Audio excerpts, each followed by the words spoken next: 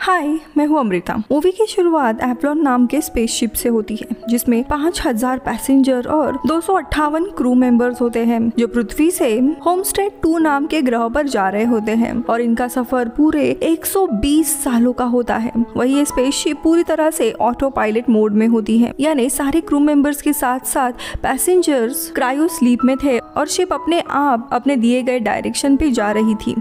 यहाँ पे हम देखते हैं शिप में सारे लोगों को अलग अलग स्लीपिंग पॉड्स दिए गए होते हैं ताकि वो इतने सालों का सफर पूरा कर सके।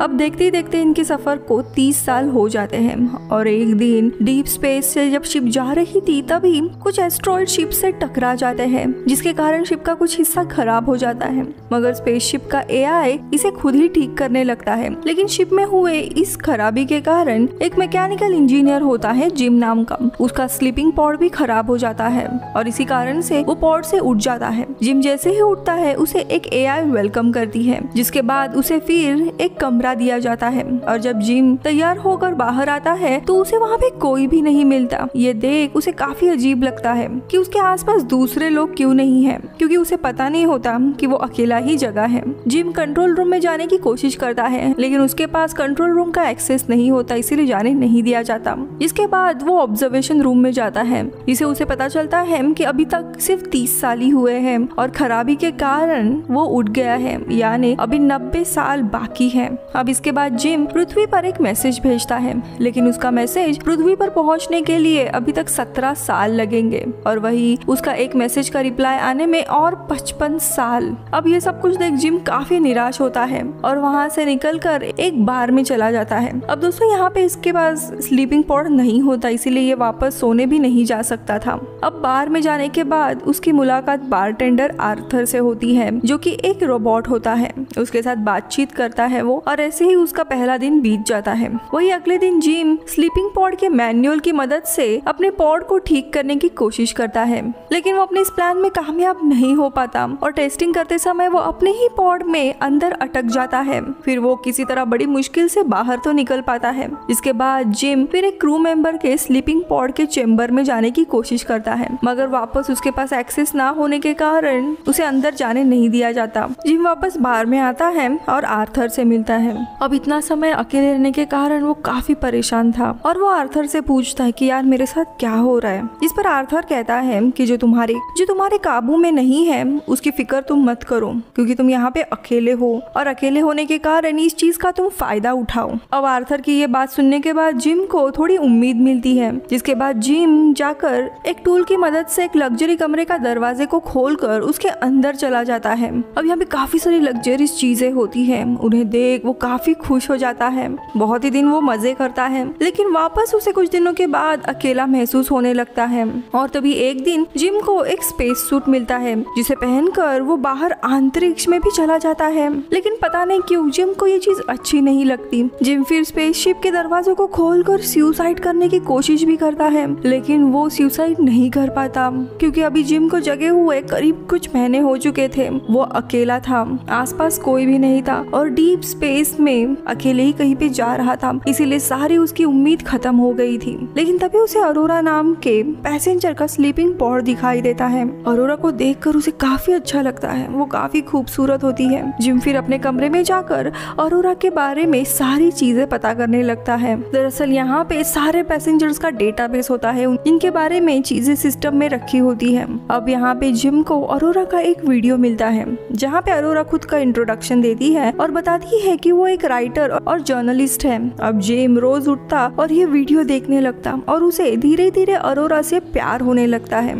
यहाँ पे जिम को अब ऑलमोस्ट 1 साल हो गया था जग के और वो बहुत ही परेशान हो रहा था। वो बार बार अरोरा का वही वीडियो देखता था और उसके स्लीपिंग पॉड के यहाँ पे जाके उसे देखता रहता था। और एक दिन जिम अपने आप को रोक नहीं पाता और जाकर अरोरा की स्लीपिंग पॉड को खराब कर उसे जगा देता है और स्लीपिंग पॉड के खुलने से पहले ही वहाँ से निकल जाता है। अब यहाँ पे अरोरा स्लीपिंग पॉड से निकलती है और अपने चेम्बर से बाहर आ जाती है और तभी जिम भी वहाँ पे आ जाता है, मानो उसे कुछ पता ही नहीं था क्या हो रहा है। फिर जिम अरोरा से कहता है कि मैं भी इस स्पेसशिप से जाने वाला एक मेंबर हूँ और कुछ खराबी के कारण मैं स्लीपिंग पॉड से उठ गया था। मुझे करीब करीब 1 साल उठ के हो गया है। मैंने अपना स्लीपिंग पॉड ठीक करने की कोशिश की लेकिन वो ठीक नहीं हो पाया। और उसे आगे ये भी बताता है कि मिशन पूरा होने के लिए करीब करीब 90 साल बाकी है। अब ये सारी चीजें सुनते ही अरोरा काफी डर जाती है और वापस अपने स्लीपिंग पॉड में जाने के लिए निकलती है। लेकिन जिम उसे रोकते हुए कहता है कि अगर तुम एक बार स्लीपिंग पॉड से बाहर आ गई तो दोबारा वापस नहीं जा सकती। तुम अटक जाओगी और तुम्हारा दम घुट के मारी जाओगी। अरोरा बेचारी काफी परेशान हो जाती है लेकिन जिम उसे समझाता है कि डरो मत, मैं तुम्हारे साथ हूँ। और फिर वो उसे सोने के लिए एक कमरा देता है। फिर जिम बार में जाता है और आर्थर से कहता है कि अरोरा को उसने उसे जानबूझ के जगाया है, इसके बारे में बताना मत, जिस पर आर्थर भी मान जाता है। इधर अरोरा हार मानने के लिए तैयार नहीं थी और वो स्लीपिंग पॉड को ठीक कैसे कर सकते हैं इस पर रिसर्च करने लगती है। यहाँ तक कि अरोरा क्रू मेंबर के हाइबरनेशन चेंबर में जाने की कोशिश भी करती है लेकिन वो दरवाजा नहीं तोड़ पाती। दूसरी तरफ स्पेसशिप में अभी भी कुछ खराबी रहती है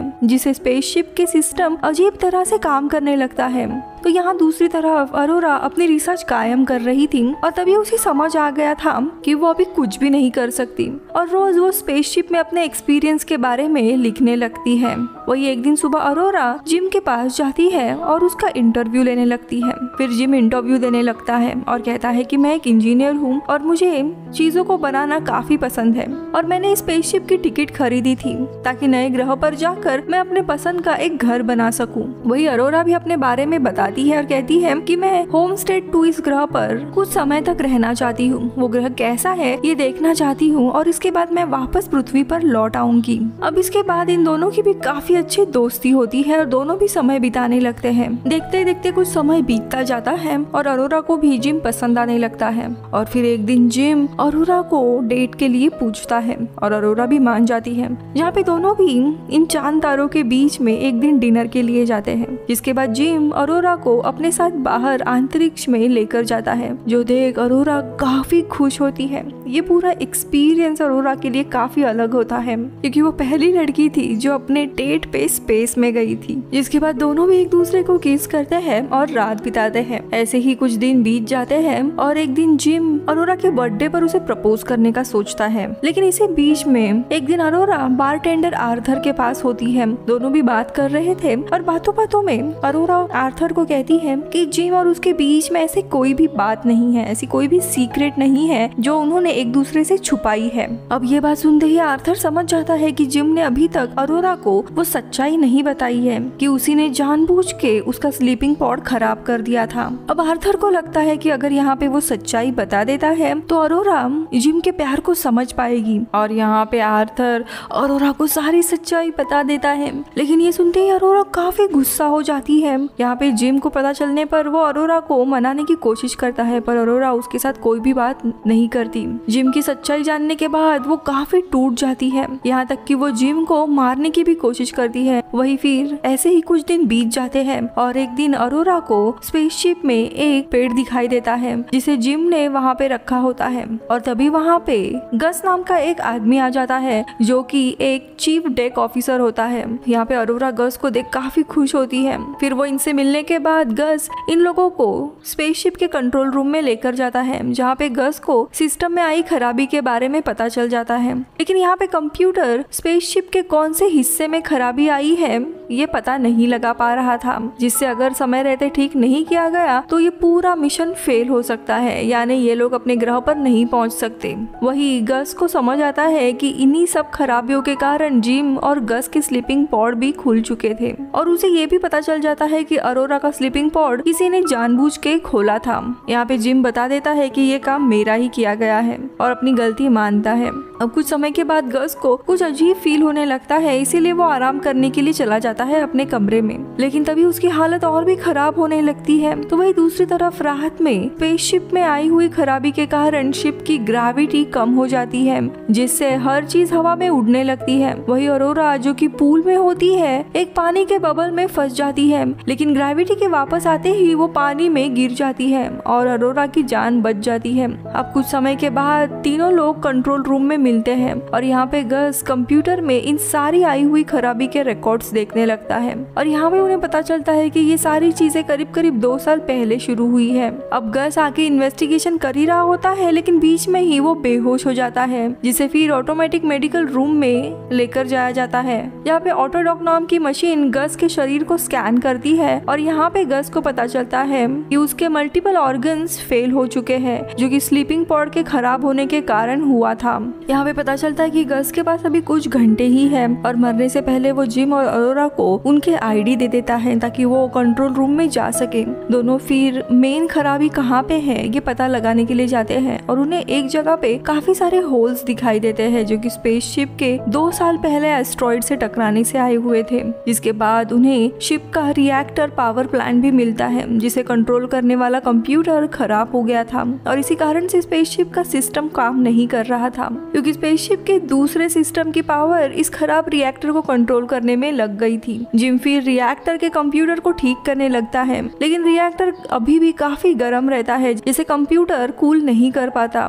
जिम फिर वेंट्स के थ्रू रिएक्टर के अंदर जाके उसके प्लाज्मा हीट को बाहर निकालने की कोशिश करता है, मगर वेंट्स फेल हो जाते हैं और अगर समय रहते रिएक्टर के अंदर के प्लाज्मा हीट को बाहर नहीं निकाला गया तो रिएक्टर फट भी सकता था, जिससे पूरा स्पेसशिप तबाह हो सकता था। और अब क्योंकि जिम के पास कोई दूसरा रास्ता नहीं होता, वो खुद ही रिएक्टर के अंदर जाकर वेंट को खोलने का फैसला करता है। फिर जिम पूरी तैयारी करता है और एक मेटल डोर को अपने पास रख लेता है ताकि वो अपने आप को हीट से बचा सके। तो यहाँ पे जाने से पहले अरोरा जिम से अपने प्यार कन्फेस करती है और उसे कहती है कि तुम्हें वापस आना होगा क्योंकि मैं तुम्हारे बिना यहाँ पे अकेले नहीं रह सकती। जिम भी हाँ कहते और अपने मिशन के लिए चला जाता है, जहाँ पे वो वेंट से रिएक्टर की ओर चला जाता है और प्लाज्मा हीट को वो बाहर निकालने की कोशिश करता है और काफी मुश्किल के बाद वो वेंट के थ्रू वापस चला आता है, लेकिन इस बार वो वेंट को ओपन ही रखता है, जिससे रिएक्टर की सारी हीट बाहर निकलने लगती है। लेकिन जिम मेटल डोर को शील्ड के ऊपर इस्तेमाल कर अपने आप को हीट से बचा लेता है, लेकिन तब भी प्रेशर के कारण जिम उड़कर स्पेस में चला जाता है। लेकिन तभी अरोरा आकर जिम को वापस शिप में लेकर जाती है, लेकिन तब तक काफी देर हो गई थी।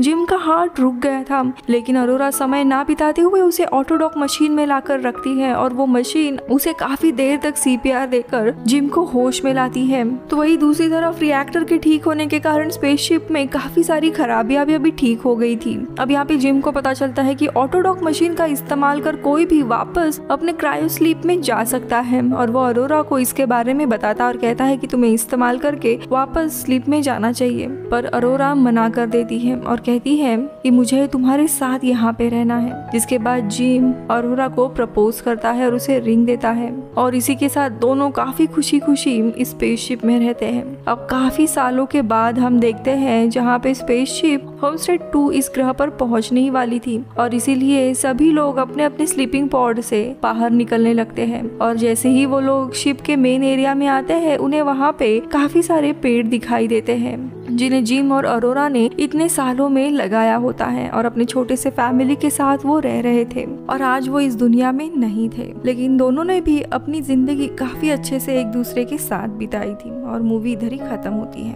अब आप सोच रहे होंगे कि इन्होंने अपनी फैमिली एक्सटेंड क्यों नहीं की। सो दोस्तों, ये लोग ऑलरेडी स्पेसशिप में होते हैं और इनका जो भी बेबी होता वो बड़ा होने के बावजूद काफी लंबे समय तक उसे भी अकेले स्पेसशिप में ही रहना पड़ता, जो कि बहुत ही लोनली हो जाता और इसी कारण से शायद ये लोग प्लान नहीं करते, जो कि लॉजिकल चीज थी। बाय।